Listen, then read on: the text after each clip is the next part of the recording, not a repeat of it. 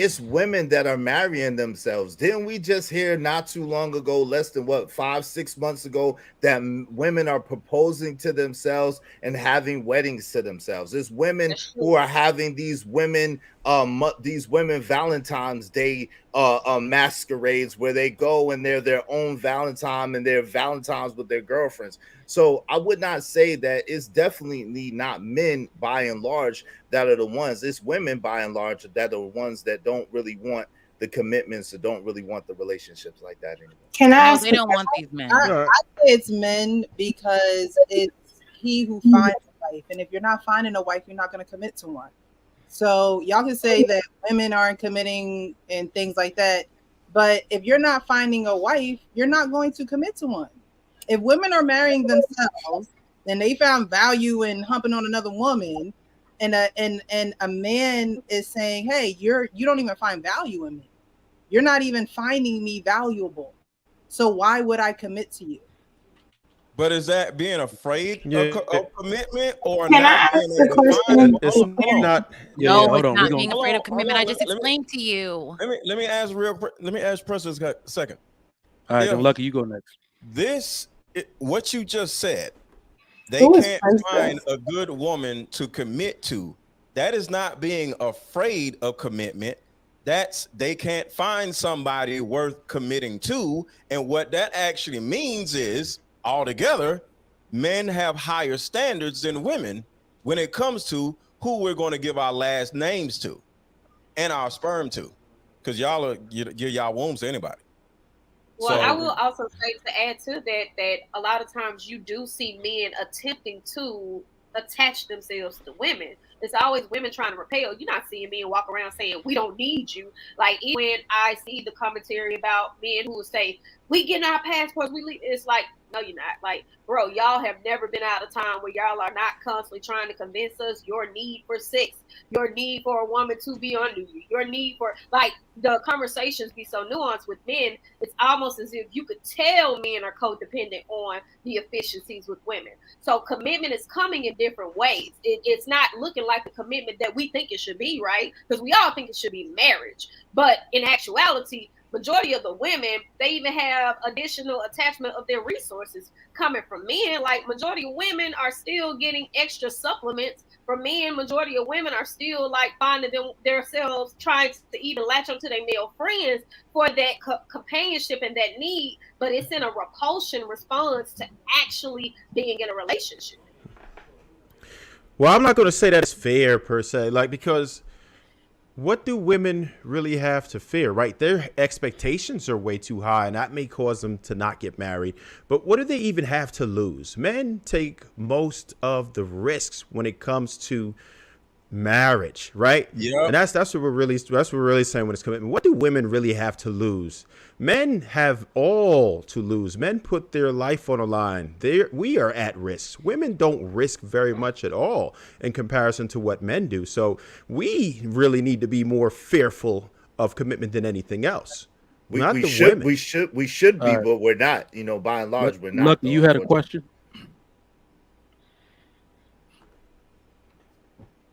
Can you hear me? Yeah. yeah. I wanted to ask for clarity. Are we measuring commitment based on actions or if whether or not someone is married on paper? How are we judging commitment? Because I'm just trying to figure out who I think is more fearful. Because if we're saying it's women, but then women have all these issues, I have to put the onus on the person who's responsible to ask for your hand in marriage in the first place. Mm-hmm. How often are men actually asking? So we could say, there's no women for them to ask. And then men are always with women. So there's definitely women. So why aren't they marrying the women that they're laid up with in relationships with for X amount of years? Why aren't they asking for a commitment if that's what the woman's actions is already saying? So what if she's loudmouth? You chose her. If you're laying up under her, not asking for her hand in marriage, to me, that action in itself is commitment, whether or not on paper you're actually married, because people can get married and still their actions show they're not even committed to who they're married to. So what does it really mean if you don't really have a mind, body, and soul type of bond? Where's your commitment to if we're not locked in? So I just wanted to know, how are we judging commitment based on marriage on paper or the actions of the person. Because if we can say men are laid up with women, why isn't he asking for her hand in marriage? And would you say she's not committing to somebody who's not even asked her for that? Well, I would say just real quick, when you say that, that's a good point. Thinking about it, Lucky, a lot of times, women are the ones by and large that file for divorces. And so, and it could be for a myriad of reasons. People want to get into, well, why did she do it? Why did she want a divorce? But the truth is, by and large, women are the ones that want to get out of the marriages and file for the So divorces. they're saying, I no longer want to be committed to this man. And you're saying the reason doesn't matter. Right. Well, I mean, but we don't know what the reason is. I mean, you would have to go relationship by relationship. And but the point is that most women, especially modern women, don't want to be committed to just one relationship or one man. Unfortunately, it seems that way as a general rule. So now we're saying most women today don't want to be committed, but they want to be committed to multiple men. No, I'm just saying they don't want to be committed to a man. Committed, they uncommit themselves. Right. The reason why because they don't want to be committed to begin with. Right. Because go ahead. No, I was saying clarify you. I would say the reason why the why doesn't matter is because men and women do to each other.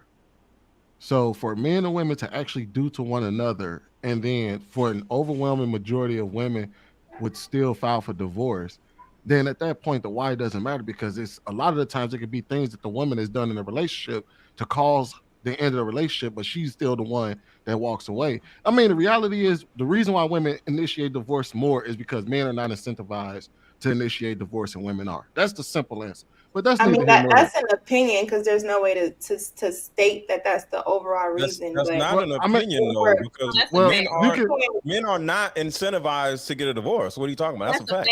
No, what I'm saying is to dismiss the why, because I feel like we can go deeper into talking about what are the characteristics most male and female have, to where they can't actually walk down the aisle or actually in action stay committed to each other. If she's saying, I no longer want to be married to this man, maybe he also has some things that, like she mentioned earlier, healing. Maybe he got in a relationship where certain things are showing up in the relationship where it becomes difficult to be with someone. Well, right. How do we real quick? How do we divorce mainly and me and Sweetie had this conversation in a whole other topic. It mainly is due to unreconcilable differences, and that basically is at the hands of women. That's a trickle down effect of a lot of things. Even cheating is not the primary, or finances at all. Women tend to go back to their mates after 70% of cheating. So when you're talking about unreconcilable differences, what you hear from women is saying, hey, I just wasn't happy. But the incentives of leaving a marriage does come with spousal support, alimony, the option to property, the options to stipends, dividends, the options to having his reputation attached to you. You see it all the time with basketball wives. Shawnee O'Neal, she's married now to a whole nother man. She will forever be Shawnee O'Neal. She will forever get the respect that comes with Shaquille. Same thing with Larsa Pippen. She's walking around with Michael Jordan's son, but she will forever be Mrs. Larsa Pippen. She will forever get the attachments to it. Jeff Bezos' ex-wife, Elon Musk's ex-wife. I mean, I can do this for days. So there is incentives for women to divorce.